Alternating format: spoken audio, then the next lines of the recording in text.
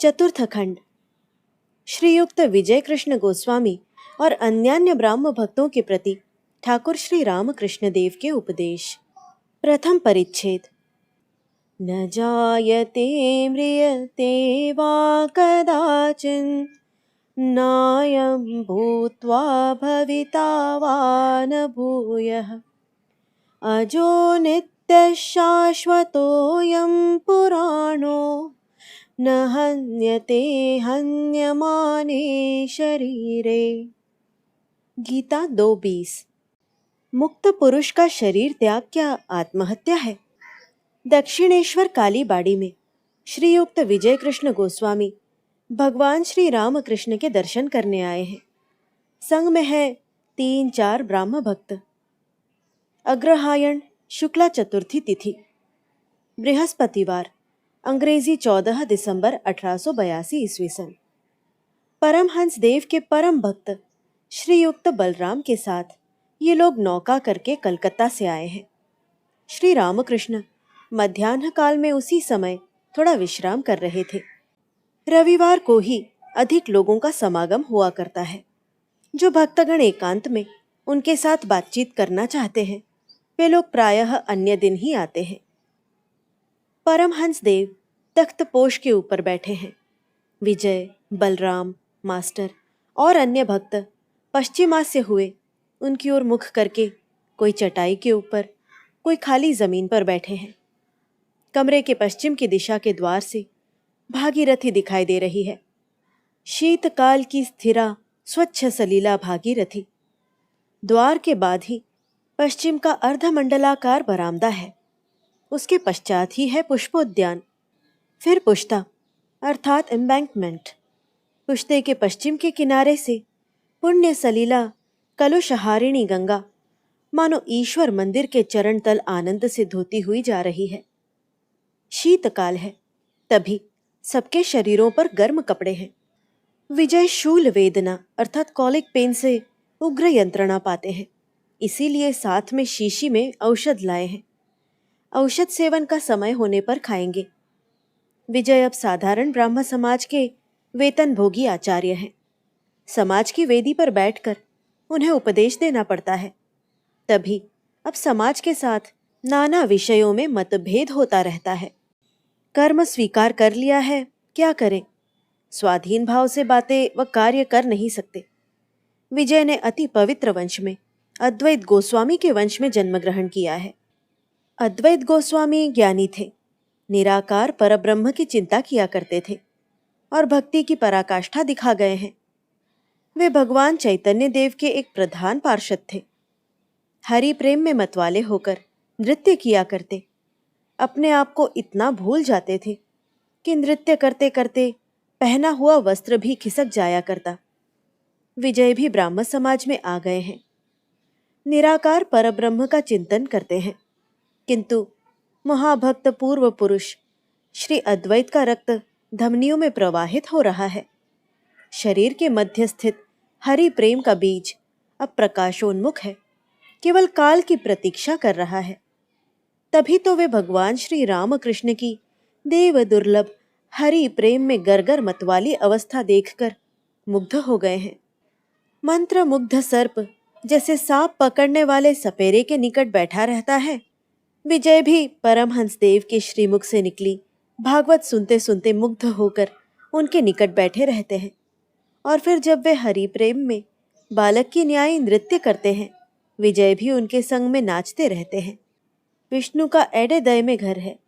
उसने गले में छुरी मारकर शरीर त्याग किया है। आज पहले उसकी ही बात की चर्चा हुई। श्री रामकृष्ण विजय मास्टर और भक्तों के प्रति। देखो, इस लड़के ने शरीर त्याग किया है, यह सुना तो मन खराब हो गया। यहाँ पर आता था, स्कूल में पढ़ता था, किंतु कहता था संसार अच्छा नहीं लगता। पश्चिम में अर्थात बंगाल के पश्चिम में, उत्तर प्रदेश या पंजाब आदि में। पश्चिम में किसी रिश्तेदार के पास कुछ दिन था। वहाँ निर्जन मैदान में, वन में, पहाड़ पर सर्वदा बैठकर ध्यान किया करता। कहता था कि कितने ही कैसे कैसे ईश्वरीय रूप दर्शन किया करता है। बोध हो रहा है अंतिम जन्म था। पूर्व जन्म में बहुत सा कार्य किया हुआ था, कुछ तनिक सा शेष था, वही उतना सा लगता है इस बार हो गया है। पूर्व जन्म के संस्कार मानने चाहिए।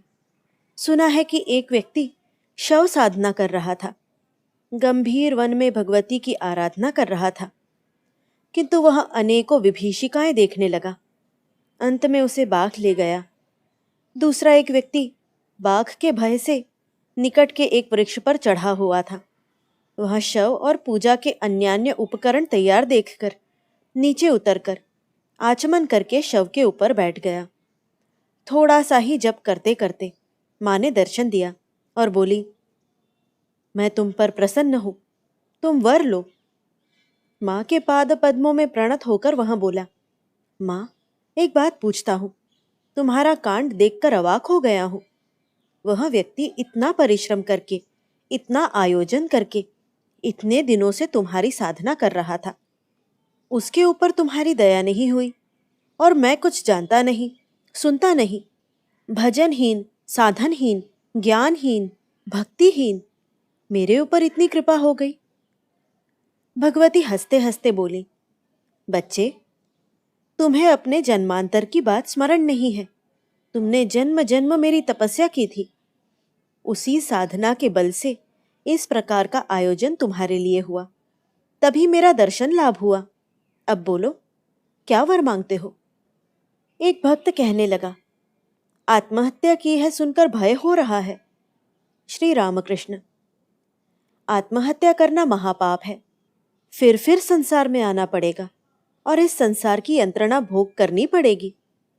फिर भी यदि ईश्वर दर्शन होने पर कोई शरीर त्याग करे, उसे आत्महत्या नहीं कहते। उस शरीर त्याग में दोष नहीं है। ज्ञान लाभ के पश्चात कोई कोई शरीर त्याग करता है। जब सोने की मूर्ति की एक बार मिट्टी के साँचे में ढलाई हो जाती है, तब मिट्टी का साँचा रखा भी जा सकता है, तोड़कर फेंका भी जा सकता है। अनेक वर्ष पहले बराहनगर से एक लड़का आया करता, आयु 20 वर्ष होगी, गोपाल सेन नाम। जब यहाँ पर आता था तब इतना भाव होता था कि हृदय को पकड़ना पड़ता था, कहीं फिर गिरने से हाथ पैर न टूट जाए। वह लड़का हठात मेरे पाँव में हाथ देकर बोला, मैं अब और ना आ सकूंगा, तो फिर मैं चलता हूँ। कुछ दिन पहले सुना कि उसने शरीर त्याग कर दिया है। द्वितीय परिच्छेद। अनित्यमसुखं लोकम इमं प्राप्य भजस्व माम। गीता 9:33। जीव की 4 श्रेणी, बद्ध जीव के लक्षण, कामिनी कांचन। श्री रामकृष्ण, जीव 4 प्रकार के कहे हैं, बद्ध, मुमुक्षु, मुक्त और नित्य। संसार जैसे जाल का स्वरूप है, जीव जैसे मछली है।